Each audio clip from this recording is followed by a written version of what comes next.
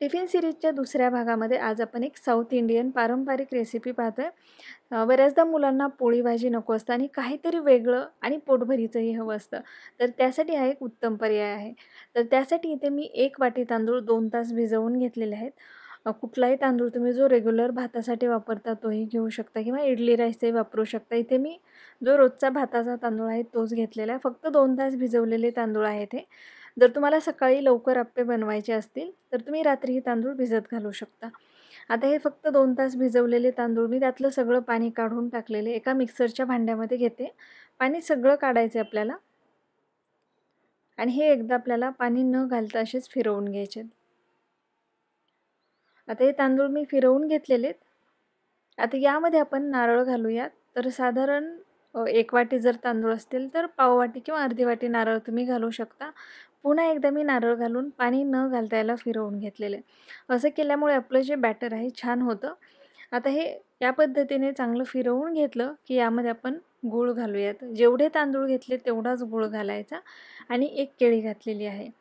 आता अगदी 2 टेबलस्पून पाणी घालायचं आपल्याला. एकदा 1 टेबलस्पून घालायचं, पुन्हा गरजेप्रमाणे घालायचं आणि या पद्धतीचं बघू शकता एकदम मस्त असं बॅटर आपल्याला तयार करून घ्यायचं. पाणी जर जास्त घातलं तर आपलं जे बॅटर आहे पातळ होऊ शकतं, कारण यामध्ये आपण गूळ आणि केळीही घातलेले. त्यामुळे पाणी अगदी थोडंसं घालायचं आणि नंतर गरजेप्रमाणे तुम्ही घालू शकता. आता हे जे बॅटर आहे वेळ असेल तर तुम्ही 2 तास 3 तास असंच ठेवू शकता 2-3 तासासाठी. वेळ नसेल तर याचे तुम्ही झटपट अप्पे बनवू शकता. आता यामध्ये मी वेलची पावडर घातलेली आणि झटपट बनवायचे आहेत म्हणून मी अगदी चिमूटभर यामध्ये बेकिंग पावडर घातलेली. बेकिंग सोडा, बेकिंग पावडर काही घालू शकता. अगदी चिमूटभर घालायची. पीठ जर 2-3 तास असंच ठेवणार असाल तर बेकिंग पावडर, बेकिंग सोडा काहीच घालायची गरज नाही. पण घाई असेल तर अगदी चिमूटभर घालू शकता. आता हे घालून मी एकदा चांगले एकाच डायरेक्शनने याला मिक्स करून घेते. वेलची पावडर घालायची यामध्ये, त्यामुळे चव छान लागते. एकाच डायरेक्शनने चांगलं मिक्स करून घेतलं की याचे आपल्याला अप्पे बनवायचे. अप्पे पात्रामध्ये तूप घालते.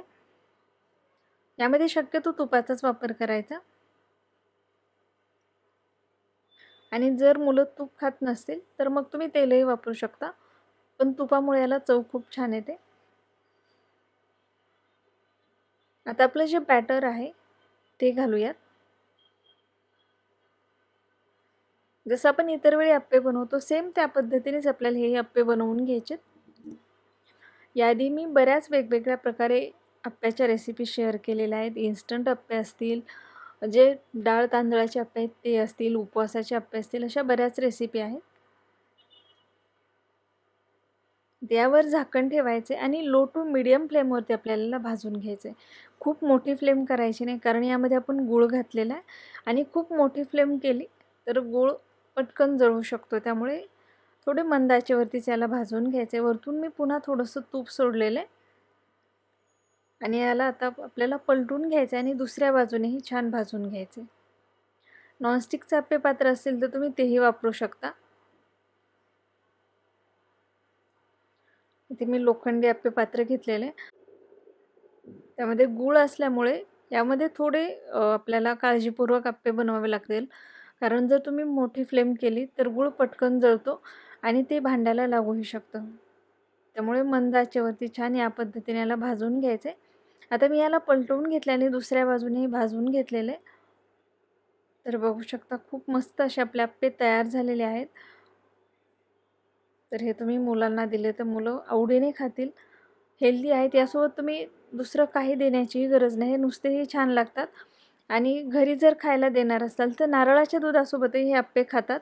पण शाळेत देणार असाल तर असेही दिले तरीही चालतात. खूप मस्त लागतात. नुसतेही खातात मुलं. तर याच पद्धतीने राहिलेले पिठाचे मी अप्पे बनवून घेणार आहे. तर 1 वाटी तांदळामध्ये जवळपास आपले 25 ते 30 अप्पे तयार होतात. नाश्त्यासाठी तुम्ही हे बनवू शकता. कधी वेगळं काही बनवायचं असेल, गोड हवं असेल किंवा एखादा तुम्ही जेवणामध्ये स्वीट डिश म्हणूनही हे बनवू शकता. तर इथे बघू शकता खूप मस्त असे आपले अप्पे तयार झालेले आहेत. तर हे तुम्ही टिफिनला नक्की एकदा बनवून द्या. मुलं खूप आवडीने खातात. जर तुम्हाला ही रेसिपी आवडली असेल तर नक्की लाईक, शेअर आणि चॅनलला सबस्क्राईब करायला विसरू नका आणि त्याच्या बाजूचं बेल आयकॉन नक्की क्लिक करा, म्हणजे प्रत्येक व्हिडिओची नोटिफिकेशन तुम्हाला मिळेल.